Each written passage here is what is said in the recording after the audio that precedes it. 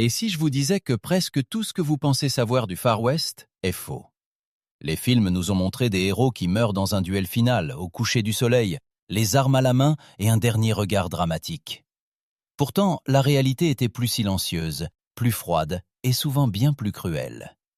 Beaucoup des figures les plus célèbres de l'époque ne sont pas mortes sous une pluie de balles, mais à des moments où personne ne s'y serait attendu, seuls dans une pièce, malades au lit, ou trahis par des gens en qui ils avaient confiance. Ce sont précisément ces histoires vraies qui n'ont jamais été vraiment racontées, car elles ne correspondaient pas à l'image des légendes auxquelles nous avons si longtemps cru. Et c'est peut-être pour cela qu'elles sont encore plus fascinantes aujourd'hui. Dans cette vidéo, vous découvrirez 10 des figures les plus célèbres du Far West, dont la fin fut loin d'être héroïque, et dont la véritable histoire vous fera remettre en question tout ce que vous pensiez savoir jusqu'à présent. 1. Wyatt Earp. Wyatt Earp fut l'homme derrière l'une des fusillades les plus célèbres du Far West, un nom qui symbolise encore aujourd'hui la loi et le revolver. Mais peu de gens savent à quel point sa vie devint paisible vers la fin. Des années après ces légendaires duels, il vécut à Los Angeles, loin de la poussière et de la violence de son passé. Là, il évoluait entre les plateaux de cinéma, conseillant réalisateurs et acteurs qui tentaient de recréer le Far West qu'il avait réellement connu. L'ironie est qu'il n'en tira pas un seul centime. Les jeunes stars l'écoutaient fascinés, comme si une légende vivante se tenait devant elles, et c'était exactement ce qu'il était. Mais lorsque Wyatt Earp mourut en 1929 à l'âge de 80 ans, rien de dramatique ne se produisit. Pas de dernier combat, pas de revolver à la main. Il mourut de mort naturelle. Et c'est justement lors de ses funérailles que des acteurs hollywoodiens portèrent son cercueil, certains les larmes aux yeux.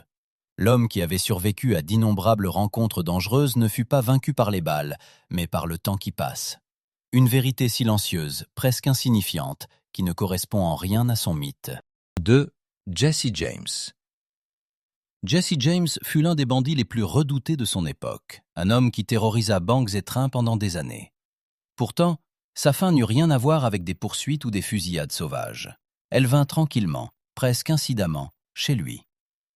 Le 3 avril 1882, Jesse se tenait dans son salon, détendu, presque insouciant. Il redressait un tableau au mur, monta sur une chaise et tourna le dos à son environnement. Un instant de paix, peut-être le seul de sa vie agitée. Derrière lui se tenait Bob Ford, un homme en qui il avait confiance.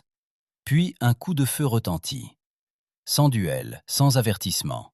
Une balle à l'arrière de la tête, tirée à bout portant. Jesse James n'eut aucune chance de se défendre.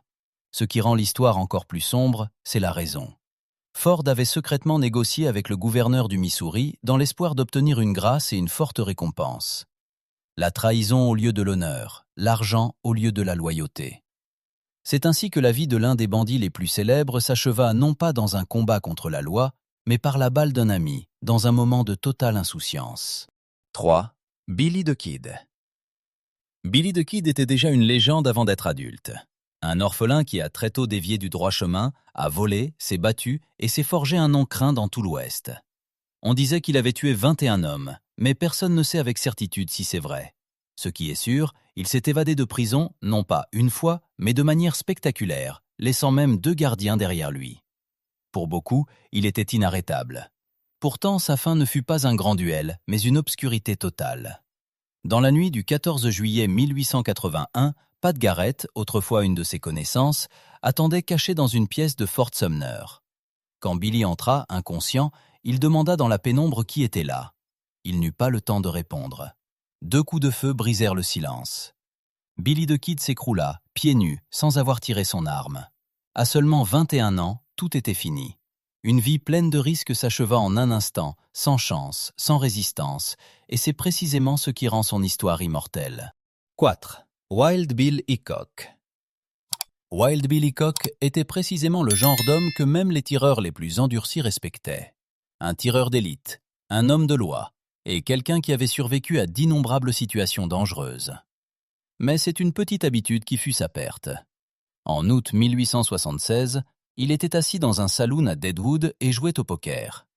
Pour la première fois de sa vie, il était assis dos à la porte.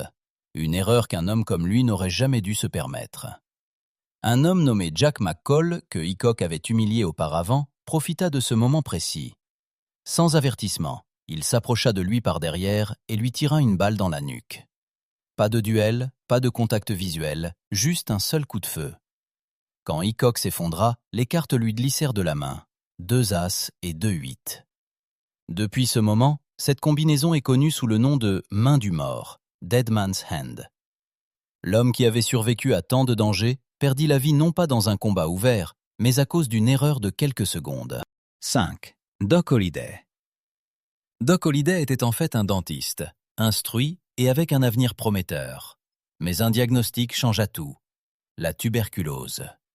Les médecins ne lui donnèrent que peu de temps, alors il déménagea dans l'Ouest sec, espérant vivre plus longtemps. Là, il devint célèbre non pas pour ses compétences médicales, mais pour toute autre chose.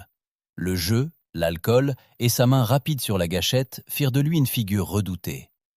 Aux côtés des frères Earp, il participa à la célèbre fusillade d'Hockey Corral, un moment qui le rendit légendaire.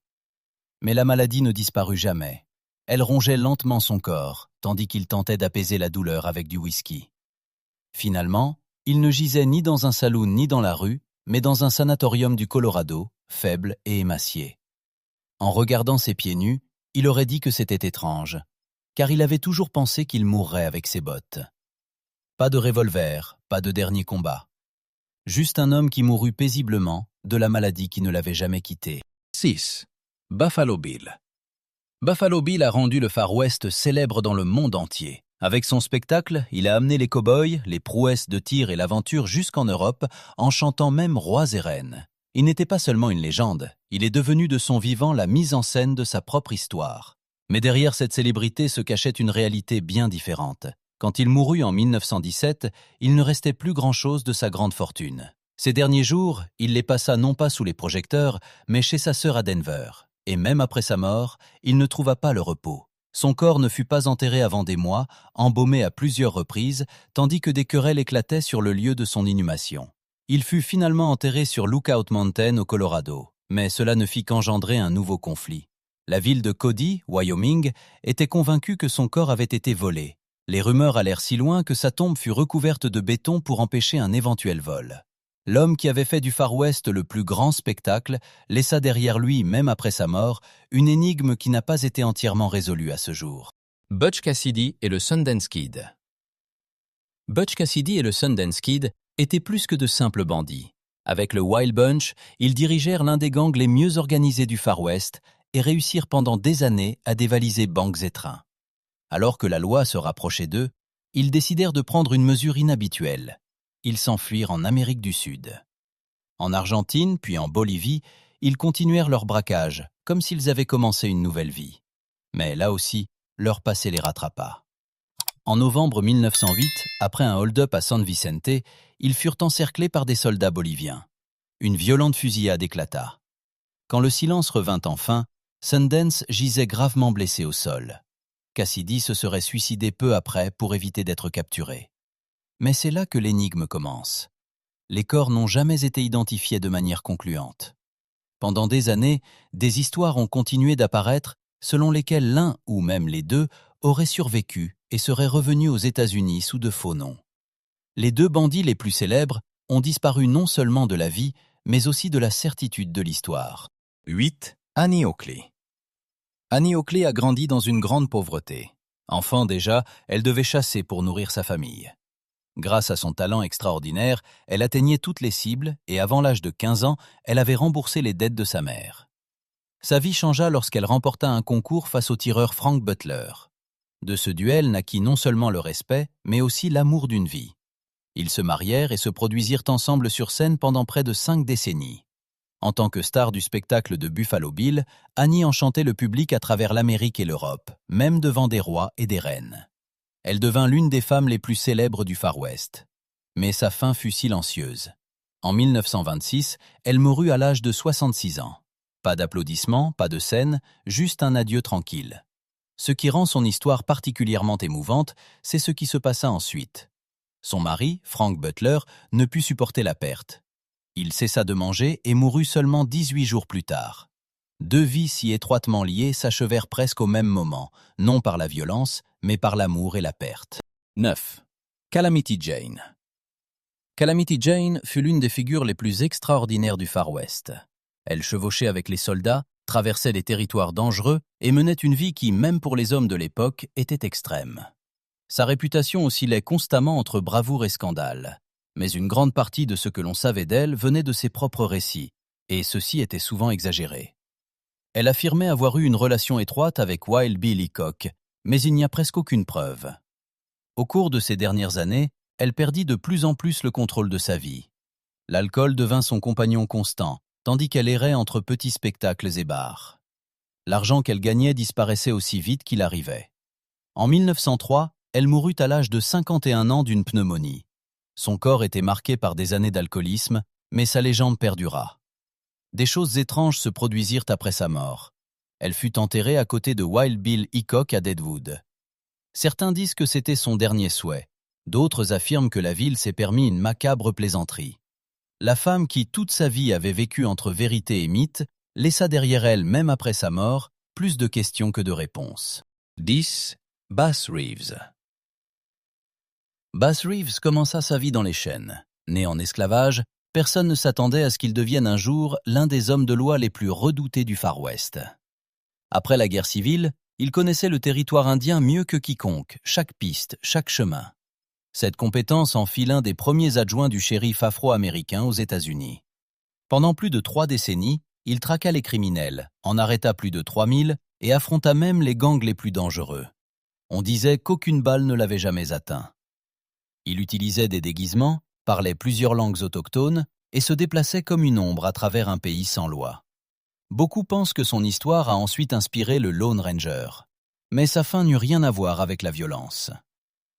En 1910, Bass Reeves mourut à l'âge de 71 ans d'une maladie rénale.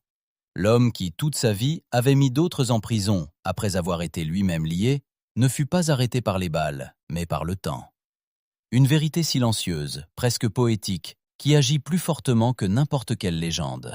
Le Far West tel que nous le connaissons est rempli de mythes, créés par des histoires, des films et des légendes, transmis de génération en génération. Mais si l'on y regarde de plus près, on découvre une vérité bien différente. Les hommes et les femmes que nous connaissons comme des icônes invincibles n'ont pas eu une fin héroïque, comme on nous l'a si souvent montré. Beaucoup d'entre eux sont morts silencieusement, loin de la gloire et de la violence, touchés non pas par des balles, mais par la maladie, la trahison ou simplement le temps qui passe. Et c'est peut-être là que réside la véritable fascination. Car ces histoires ne montrent pas seulement des légendes, mais des êtres humains. Des êtres humains qui ont fait des erreurs, qui ont fait confiance, qui ont souffert, et qui finalement étaient aussi éphémères que n'importe qui d'autre. Au final, il ne reste pas seulement le mythe du Far West, mais aussi la conscience que la réalité est souvent bien plus complexe, et en même temps bien plus impressionnante que n'importe quelle histoire mise en scène.